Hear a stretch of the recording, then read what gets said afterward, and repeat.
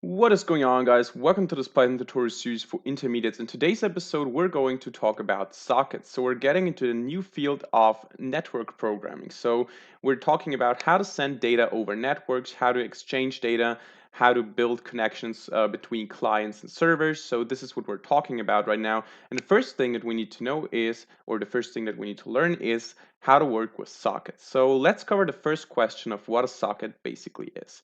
A socket is just the endpoint of a communication channel. So when you have a communication in a network, you always have an endpoint, or actually you have two endpoints, and these endpoints are called sockets. So you have a server and a client, or two clients, doesn't matter.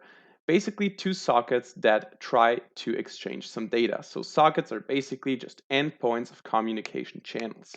Now, these communications or that communication may happen in the same process, or it can happen across different continents over the internet. So sockets are not limited to a network in your home. They can also be used for the internet, for example, a very big network. Now in Python, though, we have a lot of different access levels when it comes to networking. So if we're dealing with sockets, we're always dealing with the lower levels of connectivity, you could say. So we have the connection-oriented protocol TCP and the connection-oriented, connection-less protocol, sorry, UDP. Um, if we are to use, or if we want to use some high level or higher layers, we would have to use the actual applications like FTP, HTTP, and the different modules that we have, because they would run on the application layer. We're dealing with TCP and UDP, and they run on the so-called transport layer, if you know the OC model. So this is basically what sockets are and how and on which layer we use them. And before we get too much into the theory here, let's get into the code and see how to work with sockets in Python. Now, in order to work with sockets in Python, we need to import the socket module first. So we're going ahead and saying import socket. And now we have to answer four questions. First of all, are we going to use an internet socket or a Unix socket? So this is actually a quite easy one because we're not dealing on a Unix level here. We want to have a network socket and internet socket, so we're going to pick an internet socket. This is important because when we define a socket, we have to state what kind of socket we want. The second question is, what kind of protocol are we going to use? Are we going to use TCP or UDP? TCP is connection oriented and it's better for any sensible data. So if you want all the data to be sent and to be received, then you need TCP, but it's of course slower than UDP because with UDP you have the risk of losing some data, but UDP is way faster. So for video games, for example, for online video games, UDP, or for Skype calls, UDP is the better choice. But if you want to transfer some very accurate data, maybe TCP is a better choice. So in this case, we're going to transfer messages and we're going to use TCP. Now, the next question is which IP are we going to use? So which IP are we going to connect to, or which IP do we want to have when we host, or which IP do we want to host our server on? And the fourth question is, which port are we going to use? Are we going to use port 3333, or are we going to use 2160? Of course, we need to take care of the reserved ports and the standardized ports. So maybe port 80 is not the best idea because it's usually for HTTP. So we might want to pick a port that is not commonly used. Now, to work with sockets, the first thing is we need to create a socket, and we do this by saying socket.socket. And here we have to pass two things. First of all, which kind of socket? We already said we want to have an internet socket, so we're going to say AF underline INET. And then we have to specify the protocol. In this case, we're going to use TCP, and TCP is socket.sockstream. Yeah. UDP would be sock underline dgram, so like that. And this right now is just a socket that works with TCP and is an internet socket. Now we can choose what we want to do with this socket. We can just connect to some other socket in the internet. If we have another program running somewhere else on a specific port, we might want to connect with the socket to this.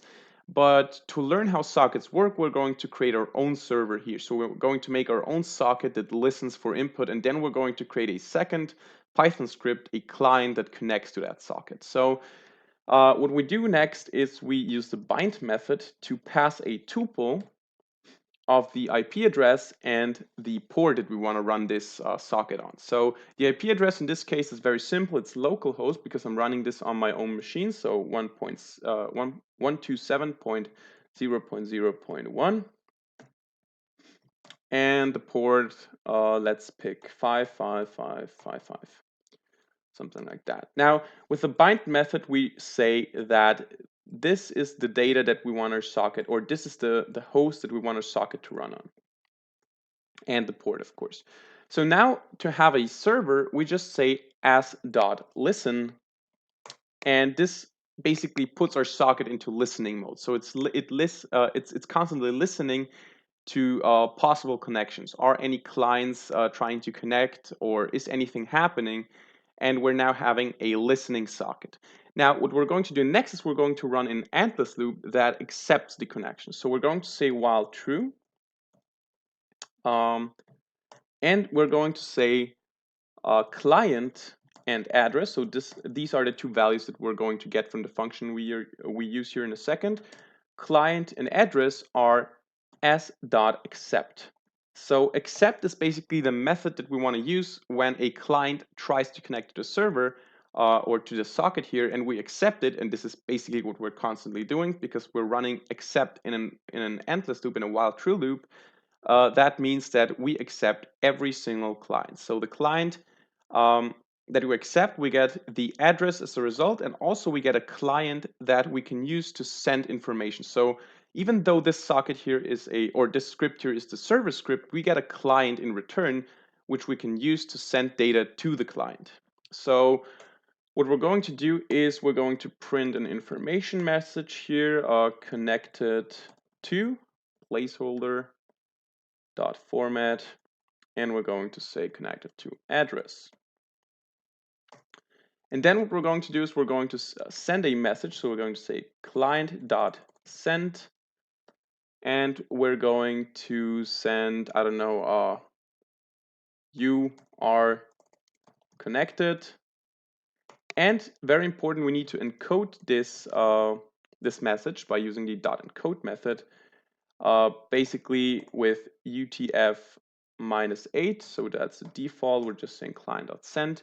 And now we're going to say client.close, because every time we open up a new client, and once we made this little chat here with the client, we're just closing it so that we don't have unlimited clients or an unlimited amount of clients running in the background.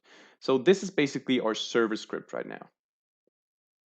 So the next thing that we're going to do is to connect to the server using a client. So we're going to make a new Python script, which is a client, and this client is going to connect to our server. So we're first going to run our server, and then we're going to run our client that connects to the server. And in this case, it won't be any, it won't be a very complicated or sophisticated interaction here. We're just going to connect to the server to get the message you are connected, and that's it. So it's not a chat, it's not a port scanner, it's not some fancy tool.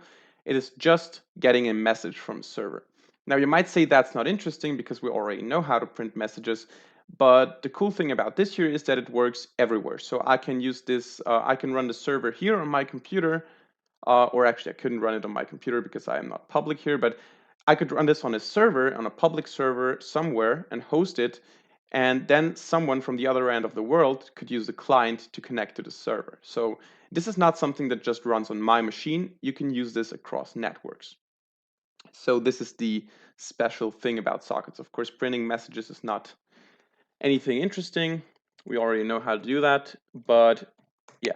So now we're going to create this client.py, and we're going to create another socket here. So this is now our second script, the client script, and we're going to say import socket again.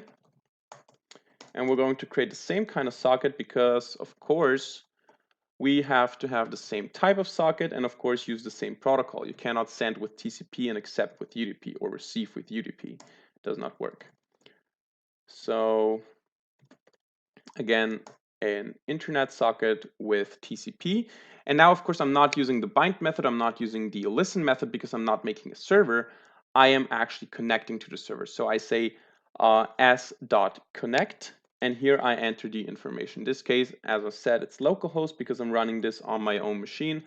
Otherwise, you would specify the IP of the public server, and the port is 55555, I think. I don't know if I have to pass a tuple here, but I think not, so I think this should be fine. But maybe we have to pass a tuple, we'll see. So what I'm doing now is I'm trying to receive the message. I connect to the client, and when this succeeds, I want to get a message. I want to get the message. I want to receive the message that the client sends. So I'm saying s.receive, like this. And then I specify how many bytes I want to receive. In this case, 1024 should be enough for that message. And then I close, or actually I have to save this here into a variable if I want to read this. So I say message equals, and then I just close, and then I print message.decode. So when I now run the server here, if I've done everything correctly, maybe we'll get an error, who knows? And I run the client here, I get an error, of course, because I have to pass a tuple, as I said. Makes sense. The server is still running. I'm connecting here, and as you can see, the server got the message connected to this IP address on a different port, however. Doesn't matter. We connected with our client to our server, and we received the message, you are connected. So we established a connection from client to server. And this can be done across multiple networks. As I said, I've done this on my machine right now, but if you have a VPN tunnel, of course, you can do this from two computers that are on the opposite side of the world. So it's not a problem. And this is basically how we make a connection between sockets. So that's basically what you need to know about sockets and network programming for now. Thank you very much for watching. Hit the like button if you enjoyed the video. Subscribe to this channel if you want to see more. Of course, feel free to ask questions and give feedback in the comment section down below. And thank you very much for watching. See you in the next video. Bye.